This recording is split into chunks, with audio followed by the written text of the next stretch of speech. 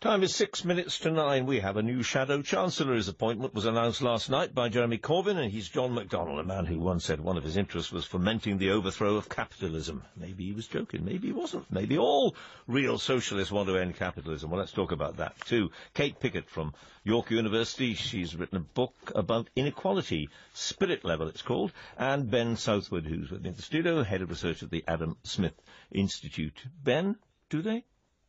Do all socialists want to foment the overthrow of capitalism?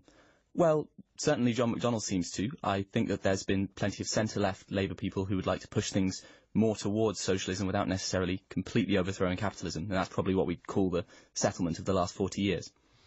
And, Kate?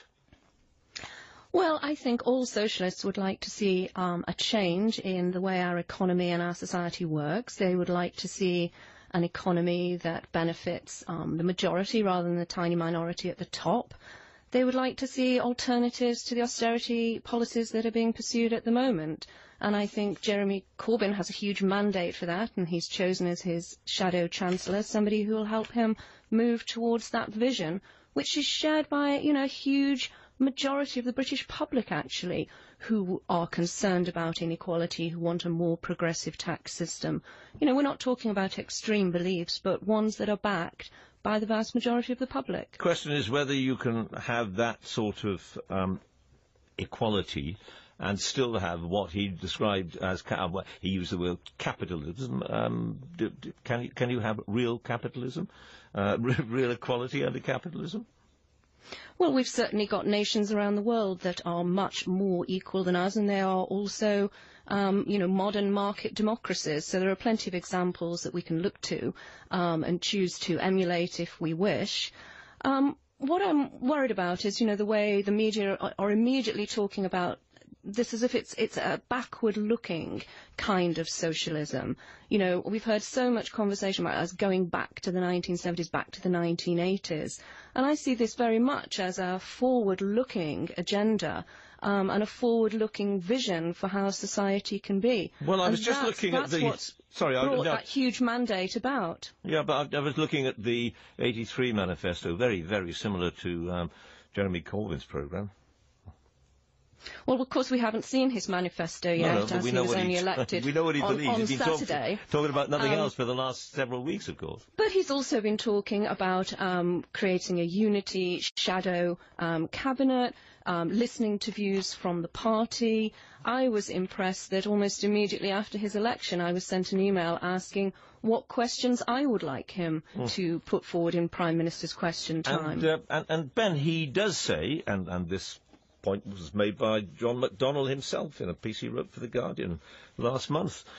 He is committed to eliminating the deficit and creating an economy in which we live within our means. Yeah, it's very interesting that lots of people see him as an end to austerity, but according to economists, austerity is closing the deficit. So he's promising austerity just done through tax increases rather than done through spending cuts.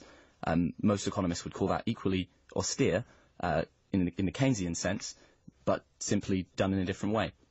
But does it make sense? Is there economic logic to it? Well, the problem with tax increases is that you tend to get lower economic growth when you raise taxes.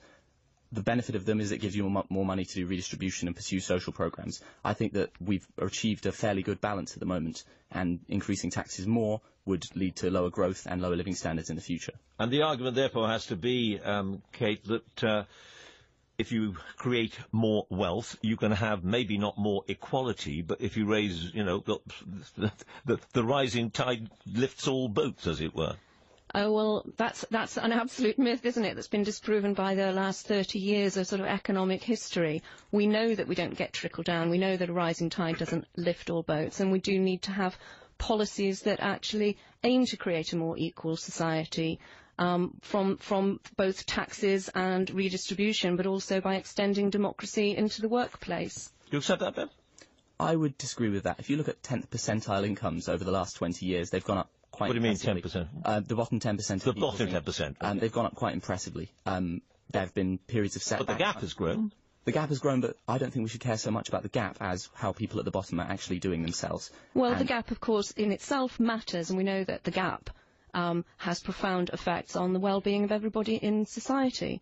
I mean, I think what we need to be hopeful about is that the terms of debate are changing, and that actually we're going to have a new kind of politics where ideas can be discussed and debated, just like Ben and I are debating today.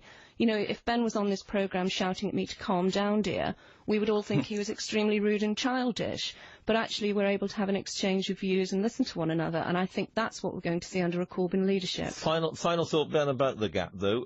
Does it not matter that some people are vastly better off than other people, and that gap is grey? Maybe that's one concern we should have, but the key concern is poverty. We should always be trying to raise the incomes of the badly off, and we shouldn't care so much about the incomes of the well-off. Well, thank you both very much indeed, Ben Southwood from the Adam Smith Institute and Kate Pickett from York University. Thanks both. That is all from us for today. Our editors were Jonathan Harvey and Adam Comiskey. From us all, good morning.